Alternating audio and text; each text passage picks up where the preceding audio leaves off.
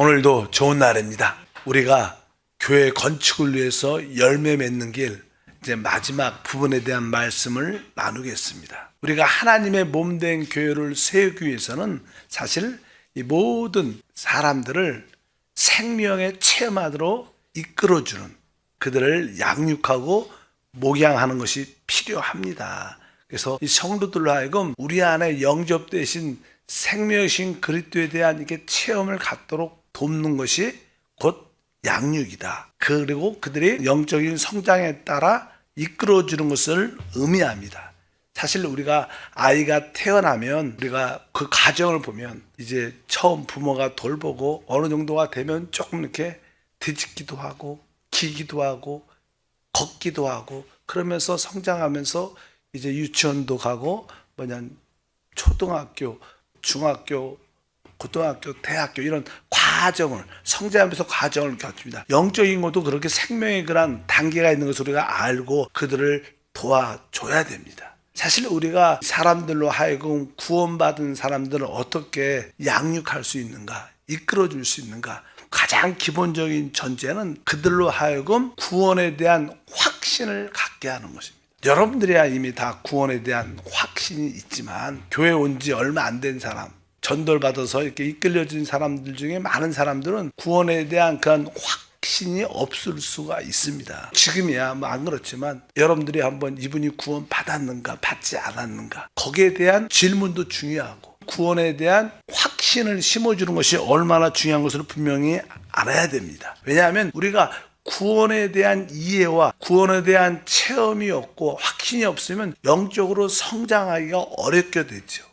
우리가 보통 요즘은 어린아이들이 유치원 같은 경우에는 기본적인 어떤 교육 프로그램이 있죠. 어린이집이야 아이를 돌보는 의미가 있고 유치원은 기본적인 어떤 교육 프로그램이 있고 이제 초등학교를 가면 거기에는 프로그램이 있어. 보통 우리 초등학교 한 1학년, 2학년쯤 되면 글을 쓰죠. 제대로 아이들이 학교로 갔다면 초등학교 2학년 되면 글을 쓸 수 있고 읽을 수 있어야 돼. 정상적으로 교육을 받았다면 만약에 우리 영적인 신앙생활도 정상적으로 생명의 체험을 가지면 그렇게 구원에 대한 어떤 확신 그런 것을 우리가 알게 됩니다. 구원의 확신이 자기가 들어야 바로 우리가 어떻게 그 다음 단계로 성장할 수 있습니다. 그래서 우리가 이 처음 나온 분들 우리가 돌보는 사람에 대해서 구원의 확신을 심어주는 거.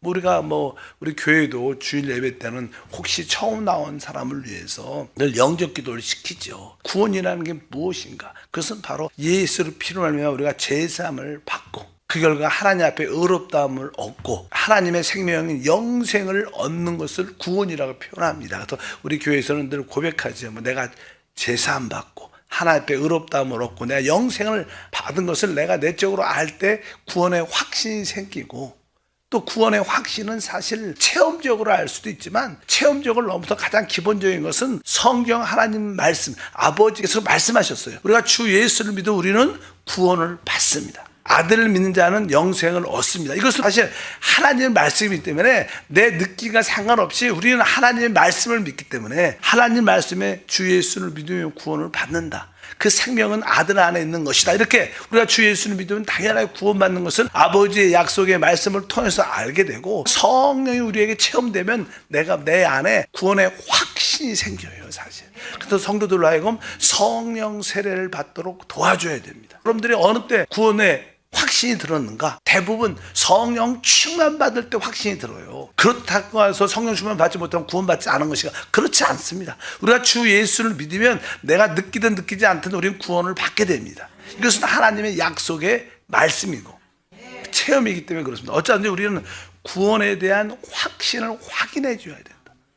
그래야 그들이 영적 전진을 행할 수 있다. 만약에 어떤 분이 구원에 대한 이해를 갖고 구원의 확신이 있다면 우리는 또 그 다음 영적인 단계로 이끌어 줘야 되죠. 그 다음에 영적인 단계는 사실 우리가 구원받은 것은 우리가 죄와 사망의 종이었다가 그리스도의 은혜로 말미암아 이제 그분의 피로 우리가 구속받은 겁니다. 그러니까 주님께서 바로 우리를 값을 지불하고 우리를 사신 겁니다.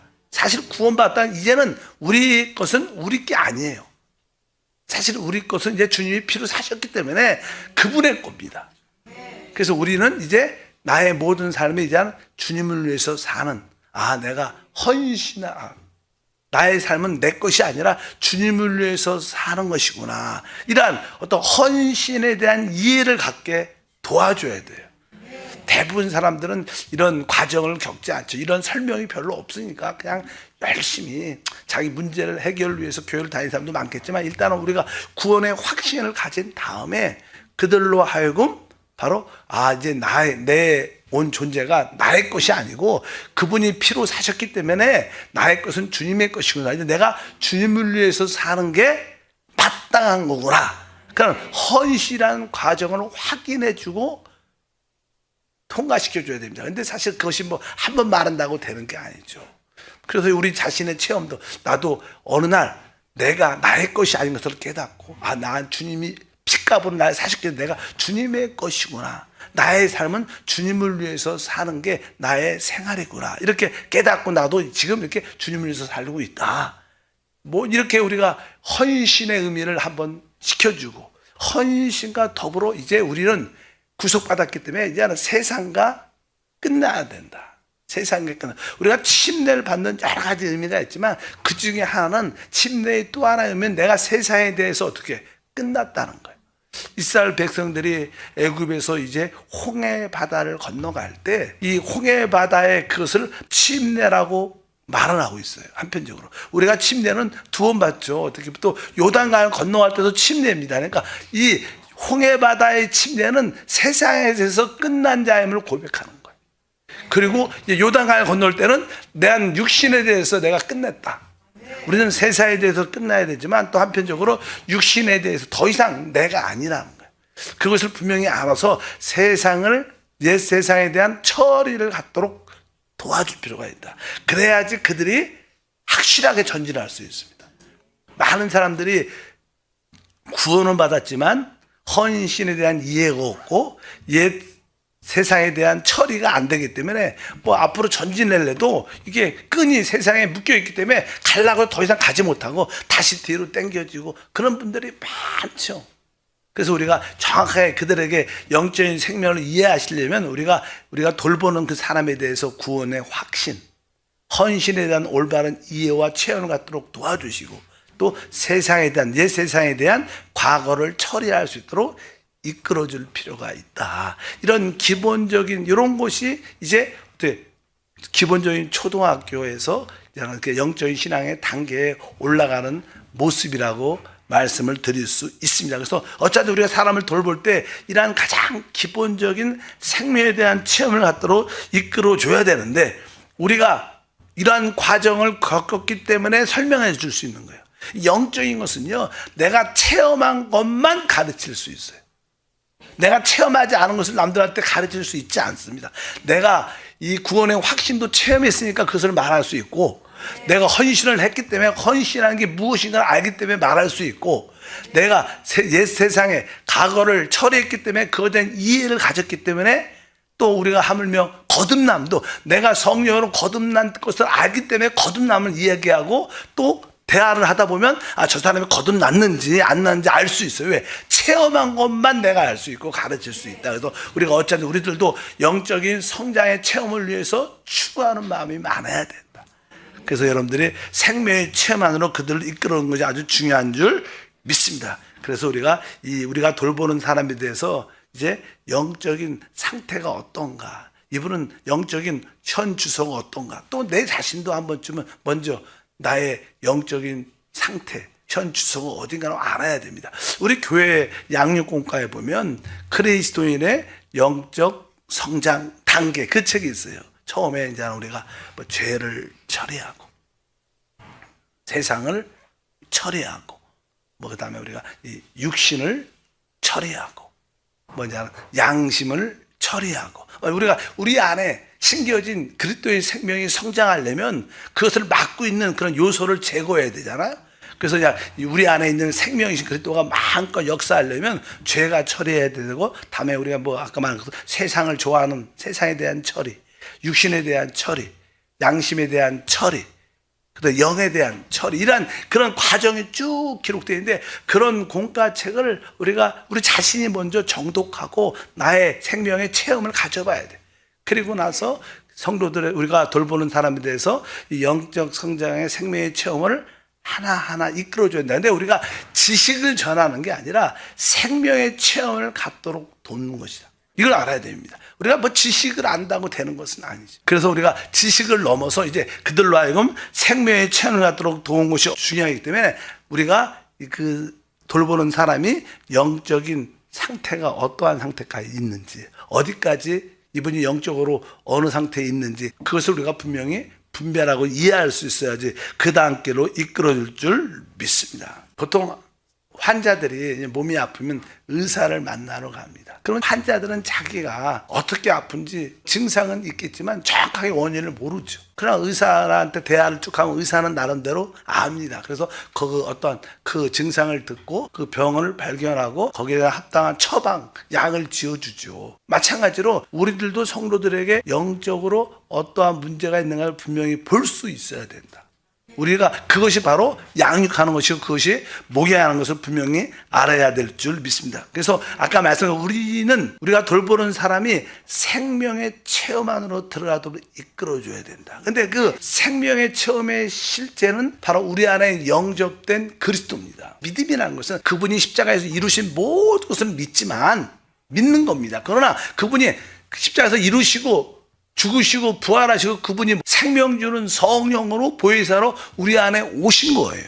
이것이 우리가 우리 안에 오신 그분을 체험하는 게 생명의 체험이다. 우리가 너무나 잘 아는 말씀이 있죠. 우리가 갈라디아서 2장 20절에 말합니다. 내가 그리스도와 함께 십자가에 못 박혔나니 그런즉 이제는 내가 사는 것이 아니요 오직 내 안에 그리스도께서 사는 것이다. 이제 내가 사는 게 아니라 내 안에 그리스도께서 사는 것이다. 어떻게 그리스도가 내 안에 살 수 있는가? 이것이 생명의 체험에 대한 문제죠. 우리가 그리스도가 우리 안에 사시는 것을 체험하려면 가장 기본적으로 우리 주님께서 죽음과 부활을 통하여 우리 안에 생명 주는 살려주는 영이신 보혜사 성령으로 우리 안에 오셨다는 걸 알아야 돼요. 그분이 실제로 우리 안에 오셨고 그 성령이 오실 때 우리를 거듭나게 했다는 거예요. 그래서 참 중요하죠. 바로 그리스도께서는 지금 생명 주는 영이시고, 그리고 우리는 그 성령으로 거듭난 영을 가지고 있고, 바로 거듭난 영 안에 그분이 오신다는 거예요. 우리가 이 예수 그리스도가 죽음과 부활을 통하여 보혜사 성령, 생명 주는 영이시다. 그리고 우리에게 거듭난 영이 있다. 이것이 사실 생명의 처음의 기본적인 시작입니다. 이것이 없으면 그분이 우리 안에 사는 걸 어떻게 알겠어요? 어떻게 체험하겠어요? 아, 나에게 거듭난 영이 있고 주님은 죽음과 부활을 통하여 생명 주는 영으로 우리 안에 와 계시고 이제 우리 영 안에서 그분이 사는 거구나. 그분이 우리 안에 살 때마다 우리는 그런 생명의 체험을 갖게 될 줄 믿습니다. 그래서 사실 이 신앙은 아주 신비롭고 비밀스럽죠. 실제로 그분은 영이시기 때문에 보이지 않지만 그분은 실제로 우리 안에 와 계십니다. 아, 나에게 거듭난 영, 이 영에 대한 이해도 그렇게 사람들은 없습니다. 그리고 우리에게 오신 생명 주는 모든 것을 살리는 그 성령이 우리 안에 오시는데 이 두 가지에 대한 이해를 가져야 됩니다. 요즘에 제가 과학에 대해서 공부를 제가 하고 있어요. 뭐 상대성 이론, 그 다음에 또 한편적으로 양자역학에 그 학문에 대해서 쭉 공부해 보면 이분들이 과학자들이 찾는 무엇인가가 있어요. 그것이 찾는 게 가장 모든 물체의 기본 요소는 사실 우리 눈에 너무 작으니까 안 보이죠. 미시세계라는 눈에 안 보이죠. 아주 작아요. 눈에 볼 수도 없죠. 근데 이제 우리가 빛이라는 것은 우리가 쉽게 말하면 양자. 그러니까 뭐 빛은 어떻게 보면 파동이자 입자라는 거예요. 동시에 그걸 다 가지고 있다는 거예요. 한때는 뭐 파동이다, 입자다 논쟁이 많았지만 결국 현대 과학에서는 뭐예요? 이 빛은 양자, 즉 파동도 갖고 있고 입자도 동시에 가지고 있다는 거예요. 제가 그걸 보면서 이들이 과학자는 사람들이 찾는 것은 사실 영을 찾는 거예요. 영을. 한마디로 말하면 영을 찾는 거예요. 사실 영이라는 것이 어떤 것의 실제고 생명 자체입니다. 이 우주의 기본적인 어떠한 무엇인가 에너지가 있어요. 이것 때문에 모든 것이 존재하고 있고 모든 어떠한 질서가 이루어지고 있는데 그것이 없으면 안 되는데 그들이 그것을 찾으려고 말하지만 사실 그 자체가 사실 영입니다. 뭐 보이지 않지만 영이라는 것을 아는 것은 진짜 축복 중에 축복이에요. 아, 나에게 거듭난 영이 있고 우리 주님이 하나님은 영이시고 그리고 그분은 죽음과 부활을 통해 특별히 우리 안에 오신 생명 주는 영이셔요. 근데 이 비밀을 하나님을 아는 것은 진짜 놀랍고 비밀스러운 건데, 여러분들이 내가 영이신 하나님을 또 내 영 안에 계신 그 하나님을 더 깊이 내가 그분과 한정돼서 더 주님을 누리고 체험하겠다 이렇게 추구하는 마음은 끝이 없어도 된다는 거예요. 우리는 이것을 추구해야 돼요. 과학자들이 막 과학의 깊이 우주의 기원을 막 근원을 찾고 기원을 찾고 어떻게 생겼는가 막 이런 걸 하지만 우리는 진짜 영이신 하나님의 관심 갖고 우리 영에 대한 이해를 사모하면 우리도 하나님을 더 깊이 알 수 있다. 사실 사도 바울 같은 경우는 최고의 신앙이죠. 하나님에 대해서 그래도 가장 많이 알았던 분이에요. 하나님에 대해서. 근데 그가 이렇게 고백을 합니다. 빌립보서 3장 10절과 12절에 보면 내가 그리스도와 그 부활의 권능과 그 고난의 참여함을 알고자 하여. 여기 알고자 하여. 이 바울 같은 사람 내가 그리스도를 더 알고 그 부활의 권능도 알고 그분의 고난의 신비를 알고 계속 그의 죽으심을 본받아 어떻게 해서든지 죽은 자 가운데 부활에 이르려 하노니 내가 이미 얻었다함도 아니요 온전히 이루었다함도 아니라 오직 내가 그리스도 예수께 잡힌 바 된 그것을 잡으려고 달려가노라. 그러니까 그런 쉬운 말로 말하면 바로 우리 안에 거듭난 영이 있고 우리 영 안에 오신 생명 주는 영, 우리 주님에 대한 더 깊은 체험과 그분에 대한 알려는 뜨거운 갈망이 있었다는 거예요. 우리는 이 땅에 살면서 그 주님을 알려고 노력하고 관심이 있어야 돼요. 저도 이 나에게 거듭난 영이 있다.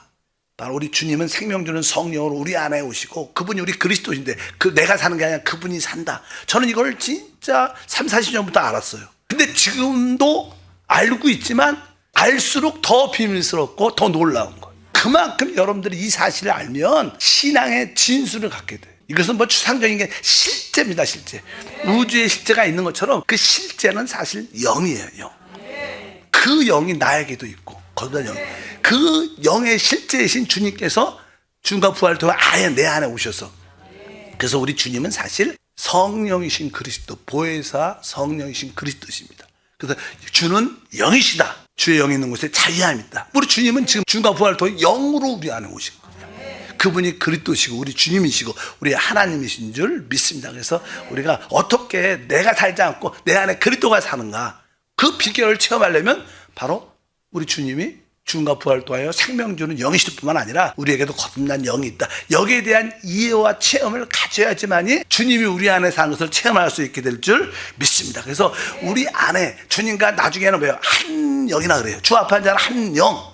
이것은 진짜 간단한 단어지만 모든 문제의 해답입니다. 우리가 그만큼 주님에 대한 사모함이 있어야 될 줄 믿습니다. 우리가 영적으로 부유하다, 신앙이 좋다, 차이는 무엇이에요? 이거예요. 다른 게.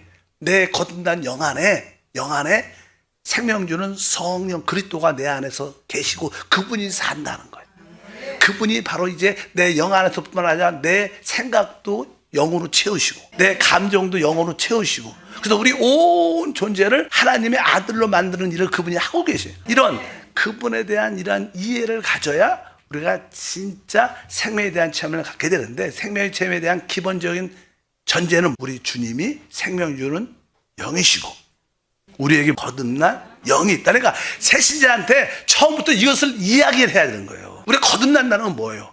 우리 죽었던 영이 성령으로 말미암아 살아나는 거예요.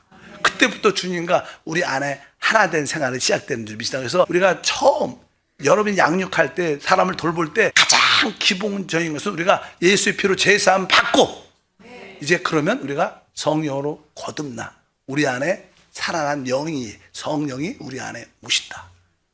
이제 주님이 우리 안에서 살기 시작하신다. 우리는 그 주님을 따라 생명이신 주님을 따라 살아야 된다. 이 그분이 사실 우리의 어떠한 기준이고 그분이 우리의 보통 일반적인 기독교에서는요 성경 말씀 기록된 말씀을 따라 살으라고 말을 많이 해요. 일반적인 장로교나 많은 경우에. 그것은 유대교하고 다른 게 없어요. 유대교도 율법을 가지고 있어요. 구약 율법을 지키라는 거예요. 율법을 누가 지키는 거예요? 내가 지키는 거 기록된 말씀을. 이것은 문자적인 가르침이죠. 그러나 진짜 말씀은 그리스도입니다. 태초의 말씀인 하나님의 아들 그리스도, 그분이 육신으로 오신, 그분은 지금으로 성령으로 우리 안에 오신 분. 신앙은 문자적인 가르침을 지키는 게 아니라 그건 종교죠. 그러나 진짜 신앙은 살아있는 그리스도 하나님이신 그 영을 따라 사는 게. 그래서 신약에서 뭐하나? 성령을 따라 행하라. 그 영을 따라 행하는 모두에게 율법의 요구가 이루어지니까 우리가 이 영을 따라 살 때 율법도 지킬 수 있는 능력이 생긴다는 거예요. 영 없이 내가 율법을 지키는 것은 율법주의자죠. 문자주의자죠. 그것은 주체가 납니다. 주체는 우리 안에 계신 성령으로 말미암아 모든 것이 이루어지는 것이다. 이렇게 우리가 기본적인 양육할 때 우리에게 거듭난 영이 있고 그 영 안에 죽음과 부활을 통하여 생명 주는 성령 그리스도가 우리 안에 오셨다. 이제 그분이 우리 안에 살기 시작한다. 이걸 처음부터 가르쳐줘야 되는. 그래야지 우리가 믿음의 정도를 갈 수 있어요. 그렇지 않으면 대부분 종교를 갖게 되죠. 여러분들이 사실 내게 거듭난 영이 뭐 있는지 몰라도 교회 오면 그 어떠한 경건과 어떤 뜨거운 찬양, 열정 이런 거로 하나님이 살아계셔 이렇게 그냥 감동받죠. 많은 교회들이 그렇죠.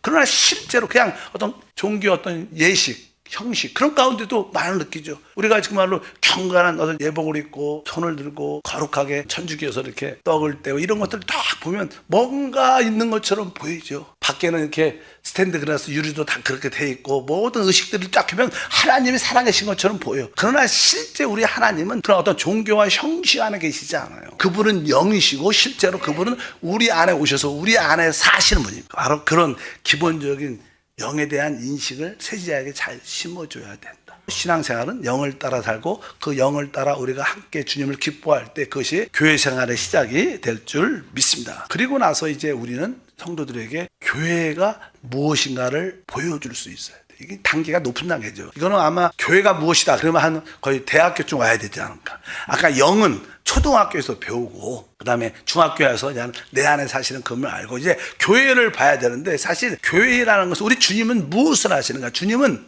이 땅에 교회를 세우고 계셔요. 여기 보면 마태복음 16장 18절에 말하죠. 또 내가 내게 이르노니 너는 베드로라. 내가 이 반석 위에 내 교회를 세우리니 은배의 권세가 이기지 못하니까 여기 이 반석 위에 내 교회를 세운다는 뜻은 건축한다. 하나로 지어진다는 거예요. 교회라는 것은 이제 우리 모든 구원받은 성도들이 하나로 지어지는 거예요. 교회 안에 있을 때 뭘 이겨요? 은배의 권세를 이길 수 있습니다. 이 세상은 마귀의 역사가 강력한 역사죠. 마귀의 땅이니까 못 이깁니다. 근데 많은 교회들도 보면 너무 분열, 분쟁, 시기, 질투 문제들이 진짜 많습니다. 다 어떻게 보면 영적으로 정확하면 은배의 권세 때 다 무너지고 있는 거죠. 사실은 은배의 권세 무너지고 있는 못 이깁니다. 교회들도 그냥 이름만 교회지. 그 내적으로 자기의 내적인 상태, 교회의 상태 보면 다 시기, 질투, 분열, 정욕 아주 안 좋은 모습이 진짜 많습니다. 또 교회 세상 욕도 많이 먹지만 근데 여기 보니까 교회가 세워질 때 바로 우리 주님은 우리 믿는 자들이 다 그 영 안에서 하나 되게 하죠. 영 안에서 우리가 하나 될 때를 교회라 그래요. 무조건 교회라고 말하지 않고 주님은 영 안에서 우리가 하나 될 때 모든 성도와 하나 될 때 그 교회가 뭘 이겨요? 은배의 권세를 이기고 하나님의 뜻을 이 땅에 통치를 가져올 줄 믿습니다. 이런 기본적인 이해까지 우리가 그들을 중학교에서 고등학교에서 대학교까지 이끌어주는 영적 생명의 체험의 단계를 이끌어줘야 된다. 내일 합니다. 하나님 감사합니다. 다시 한번 우리가 돌보고 있는 우리 모든 성도들에 대해서 올바른 양육과 목양하는 마음을 더하여 주옵소서. 사람을 살리고 회복하는 그 양육이 이 땅에서 최고의 일이고 최고로 하나님께 영광 돌리는 것을 깨닫게 하옵소서. 예수 이름으로 기도합니다. 아멘.